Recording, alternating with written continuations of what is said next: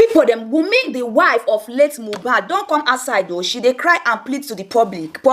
I am pleading with the general public to help me ask my father-in-law to please bury my husband. There is no justification why his body is still lying in the morgue. Late Mohbad wife Wunmi cry out.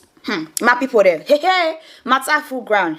It has been 18 months since my husband left this world. 18 months of waking up every day to a reality I never asked for. 18 months of missing him with every breath I take. 18 months of carrying the weight of being both mother and father to our now 23 months old child. 18 months of struggling to exist in a world where the love of my life is no longer beside me.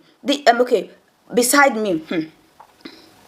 Okay, the heavens know how much I miss him. There are no words that can truly describe the depth of this pain, the emptiness he left behind. I pray that God, in his infinite mercy, forgive all his sins and grant him a place at his right hand. And when my time on this earth is done, I pray that I will see him again. But until then, I am left here crying out for something no wife would ever have to beg for. To the general public, I am pleading with you, help me ask my father-in-law to bury my husband. There is no reason, no justification why his body is still lying in the morgue. After all this time, no reason why the man I vowed to love forever has been left in cold storage, denying the dignity of a final resting place. My father-in-law is not keeping him there out of love or grief. He is holding on because of the attention and money he continues to receive. He knows that once my husband is finally laid to rest, the public sympathy,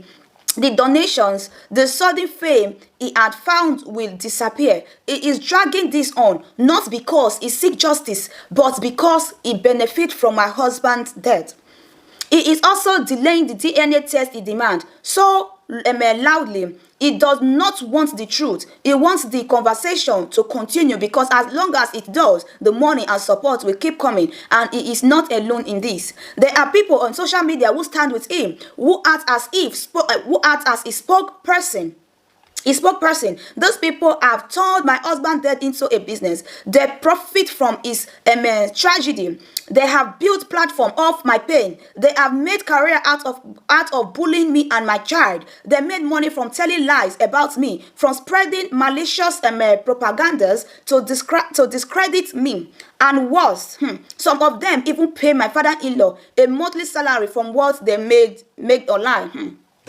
These are the people who tell my father-in-law not to bury his own son. They are the ones he listened to. He had said it himself that those strangers, those people who never knew my husband are now his family, that they will decide when my husband is buried, not the Aloba family. And they have said over and over again that they are against it. They claim to fight for justice, but their only real interest is the money.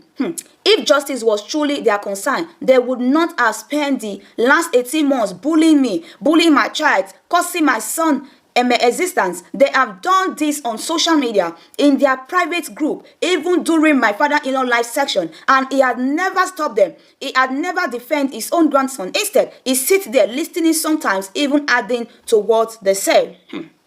I am not just a widow. I am a woman whose entire world was shattered in an instant. A woman forced to carry not only her grief, but the weight of injustice. The cruelty of people who see her pain as entertainment. A woman who is now left with no choice but to beg for my husband to be buried, beg for human sincerity. Beg for human decency, beg for what should have been done long ago. Please, I am pleading with you. Hear my cry, help me, let my husband rest, let my child have peace, let me grieve without this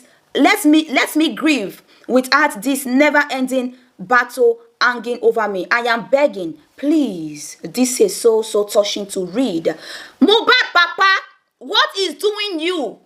Wait say you dey find which justice you dey find when you be say you no wan bury your son? Is it that they talk say if you bury your son your fame will disappear? Is it that there's something you know about the death of your son that we the public don't know? This is so painful. This boy has been dead for over 2 years. It's been 2 years, Abby. He's been dead for over 2 years. So why are you still keeping him? What do you want use in body do? Papa Mohbad, what do you want to do with Mohbad's body? Why you no want lay this man to rest? Your wife, your pikin wife don't come talk say una dey bully her for social media, of which is true. I don't even need to ask if it is true. I've come across videos where you people are bullying her, accusing her, heaping allegation on those women. Sometimes when they speak Yoruba, like this is unfair. This is not right. Oga, bury your son. Bury the son. Let your son rest. I don't know, since when your pikin died, you've been on social media. It's as if you are happy that your son is dead.